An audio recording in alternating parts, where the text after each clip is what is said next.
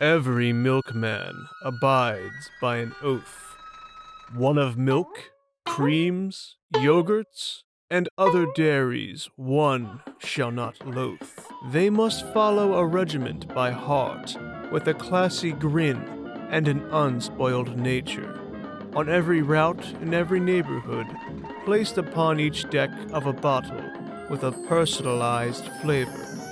Yet, each man of the milk whispers of one house too taboo to deliver for.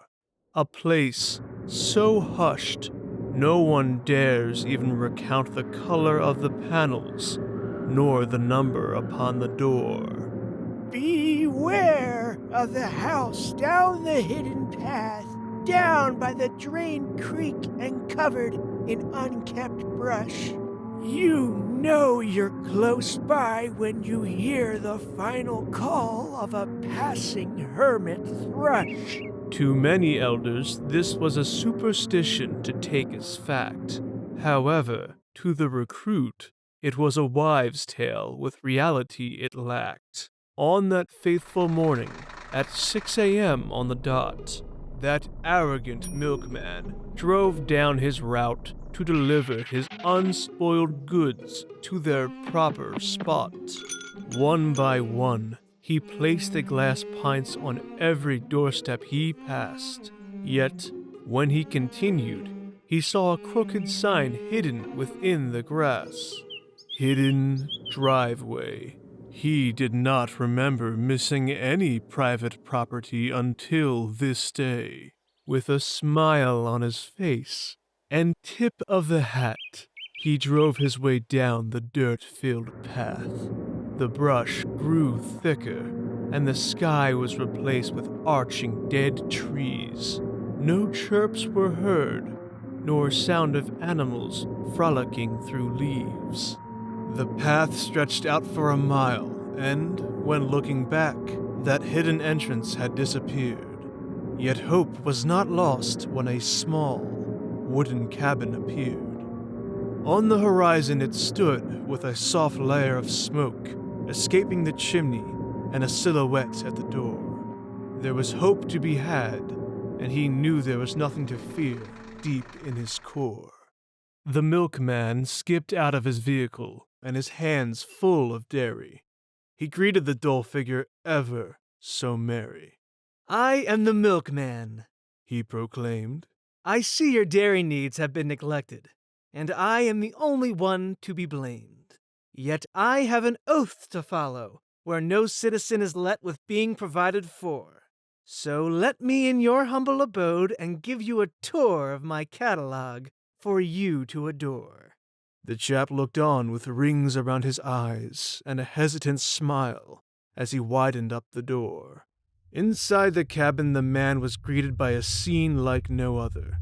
The living room walls were covered in rotting wallpaper and stained sofa covers. The cabinets held antiques of votive statues and empty picture frames. Outside the room, everything was locked from the hallway doors to even the window panes.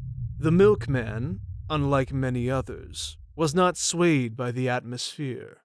His mission afoot was more important than a simple dose of fear. He rested each carton from his catalog down for display.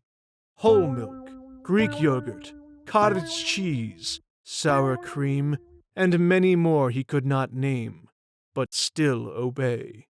As his presentation went on, he saw the dear lad grew clammy, and his eyes darted past him. Down the hallway he stared at, yet there was nothing besides a single light that went dim.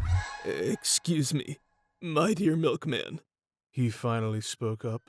"I have some business to attend to, for you see my father is ill, and I must see if he is up." Once alone in that living room with nothing to keep him company besides the eyes of the figures, he peered over to the floral wallpaper as the seams started to grow to show the walls started to disfigure.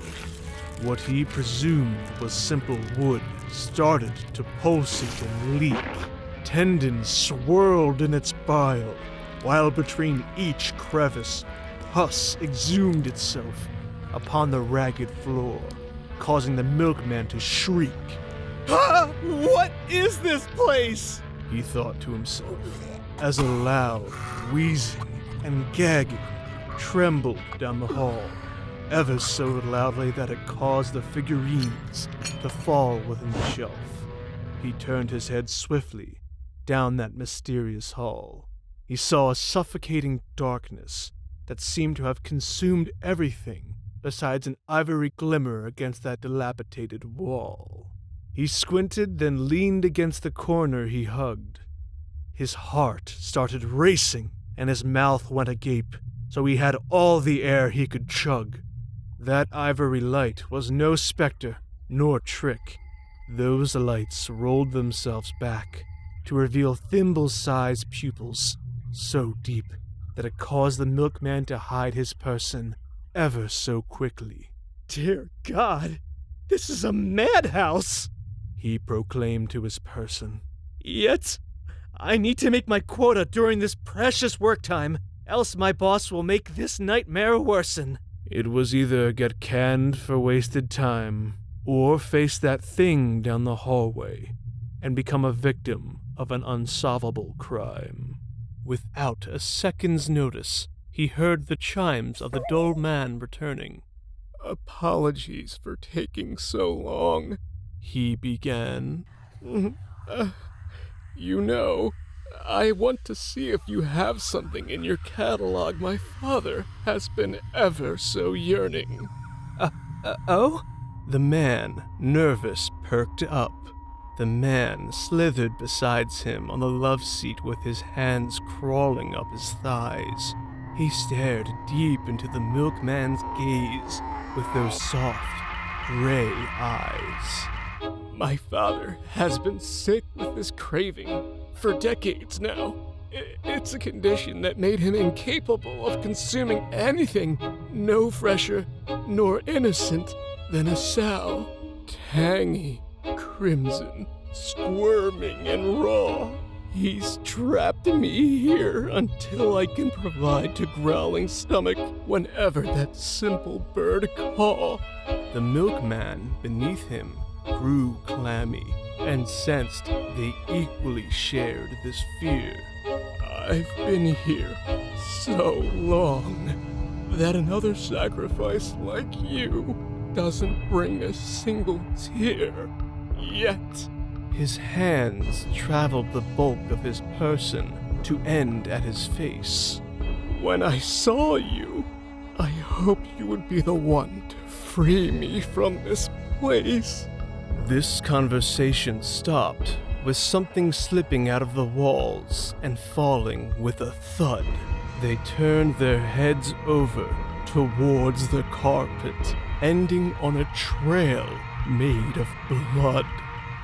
There it lies, a dying hermit thrush, filling the cabin with its final cries. This was not going to be his fate. He needed to leave at once, and the simple pleas of this man was not going to make him wait. Sprinting up from the sofa and towards the door, he swung it open. Yet that dried-out grass lawn and wooden path was not what he saw as he was hoping. Before him was that same hallway, darker than ever before. Those ivory eyes approached him ever so slowly to reveal its person more. Its mouth was a black slit, while its skin was leathery and burned. The thing's sickening wheezing and trail of drool showed what it yearned. The milkman turned around and pushed himself against the locked kitchen door. It opened with ease to reveal that same hallway, with the walls now gyrating with gore.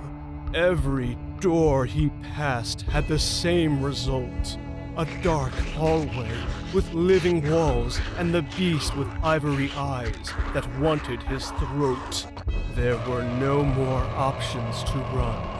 hiding was out of the question, and he was not ranked high enough to carry a gun. The horror from the hallway was now inches away.